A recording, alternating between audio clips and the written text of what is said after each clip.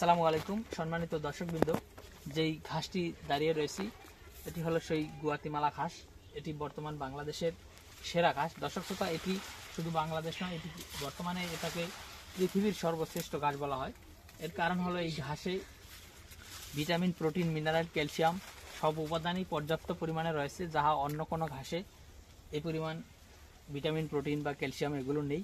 তবে এই ঘাসটি ফলনও হয় অন্যান্য ঘাসের থেকে অনেক বেশি, তবে সময়টা একটু বেশি লাগে অন্য ঘাসের থেকে। দর্শক শ্রোতা, সব যদি আপনি ভালো পেতে চান তাহলে আপনাকে সময়ও দিতে হবে।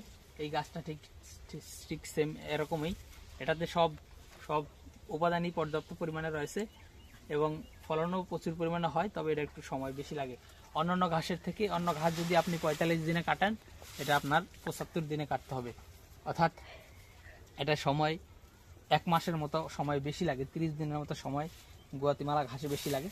সেটা বুঝে শুনে যদি আপনারা এই ঘাসটি চাষ করতে চান তাহলে অবশ্যই চাষ করতে পারবেন। আমি প্রথমেই বলে রাখি, এই গুয়াতিমালা ঘাস প্রথম লাগালে 4 মাস লাগবে কাটতে। একবার কাটলে আপনারা 2 মাসে কাটতে পারেন অথবা 75 দিনে কাটতে পারেন। আমি বলবো 75 দিনে যদি কাটেন তাহলে ভালো ফলন পাওয়া যাবে, আর 2 মাসে কাটলে একটু ফলন কম হবে। তো দর্শক, এই গুয়াতিমালা ঘাসটির চারা এবং কাটিং বর্তমানে আমরা ডেলিভারি দিয়ে থাকি। আপনি চাইলে এই ঘাসের কাটিং এবং চারা সংগ্রহ করতে পারেন।